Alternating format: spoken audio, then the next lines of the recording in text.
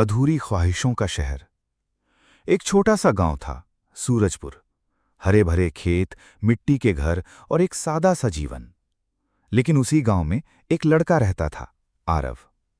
उसकी आंखों में सपने तो बहुत बड़े थे, पर दिल में उतना ही बड़ा डर भी था। वो अक्सर आसमान की ओर देखता और सोचता, क्या मैं सच में कुछ बड़ा कर पाऊंगा? हर बार जब वो कुछ नया शुरू करता, एक आवाज उसे रोक देती, अगर मैं असफल हो गया तो लोग क्या कहेंगे? और फिर वो रुक जाता। एक दिन वो जंगल के किनारे अकेला बैठा था, उदास, खोया हुआ। तभी एक बूढ़ा आदमी उसके पास आया। साधारण कपड़े, लेकिन आंखों में एक अजीब सी चमक। उसने पूछा, क्यों उदास हो बेटा? आरव ने धीमी आवाज में कहा, मैं बहुत कुछ करना चाहता हूं, पर डर लगता है। बूढ़ा मुस्कुराया और बोला, अगर मैं तुम्हें एक ऐसी जगह ले चलूं जहां तुम्हें तुम्हारे सारे जवाब मिल जाएं। अचानक चारों तरफ रोशनी फैल गई और अगले ही पल आरव एक अजीब सी जगह पर खड़ा था। उसने चारों ओर देखा, वहां इमारतें थीं, लेकिन सब अधूरी।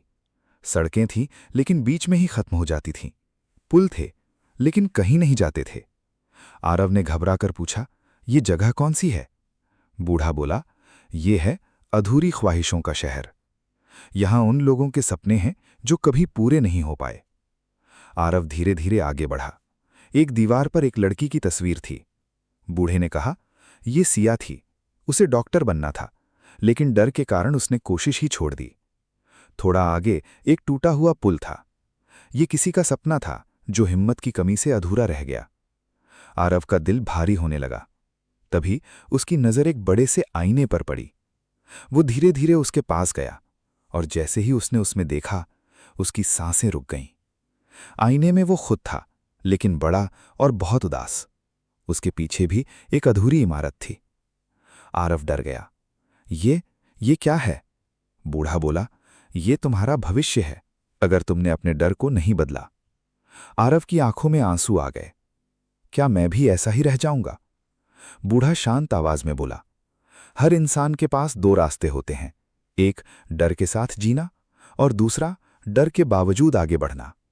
सपने सिर्फ देखने से पूरे नहीं होते, उन्हें पूरा करने के लिए हिम्मत चाहिए। अचानक सब गायब हो गया और आरव फिर से उसी जंगल में था। लेकिन इस बार वो पहले जैसा नहीं था। उसकी आंखों में अब डर नहीं, बल्कि एक नया हौसला था। अगले ही दिन से उसने अपने सपनों पर काम शुरू कर दिया। शुरुआत आसान नहीं थी। वो गिरा, लोग हंसे, कभी कभी वो खुद भी टूट गया।